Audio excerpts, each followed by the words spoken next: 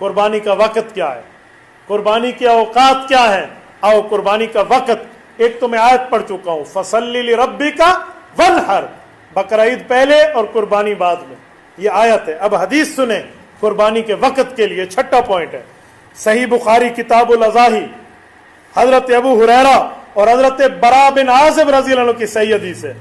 حضرت امام بخاری فرماتے ہیں, یہ صحابی نے فرمایا, سمعت النبی صلی اللہ علیہ وسلم یخطب, اللہ کے رسول صلی اللہ علیہ وسلم بقرہ عید کو خطبہ ارشاد فرما رہے تھے. فقال ان اول ما نبدأ به من یومنا ھذا, فرمایا لوگوں بقرہ عید کی ابتدا ہم یوں کریں گے, ان نصلیہ, پہلے بقرہ عید کی نماز پڑھیں گے, ثم نرجع, پھر اپنے گھر بار میں لوٹ کر آئیں گے, وننحر, پھر ہم قربانی کریں گے. فمن فعل فقد اصاب سنتنا, جس بندے نے اس طرح کیا جیسے میں بیان کر رہا ہوں, حضور پاک نے فرمایا وہ ہماری سنت یعنی ہمارے طریقے کو پہنچ گیا.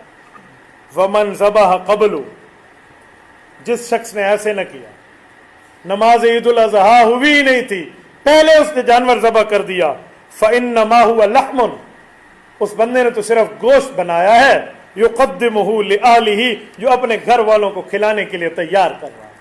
لیس من النسک فی شیء, قربانی کی دلیل اس کے پاس کوئی نہیں.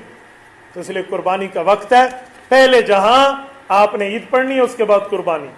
ساتھ یہاں ایک مسئلہ سمجھا دوں, شہر میں کسی جگہ پہلے عید پڑھ لی گئی ہے, جن لوگوں نے ابھی نہیں پڑھی وہ بعد میں پڑھیں گے, تھوڑا لیٹ ٹائم ہے, اس دوران کوئی اپنے جانور ذبح کرنا چاہے تو کر سکتا ہے. کیوں؟